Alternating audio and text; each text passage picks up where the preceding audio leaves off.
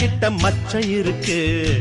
காக்கி சட்டை போட்ட மச்சான் களவு செய்ய கண்ணம் வச்சான். கண்ணம் வைக்க வந்த மச்சான் கன்னத்துல கண்ணம் வச்சான்.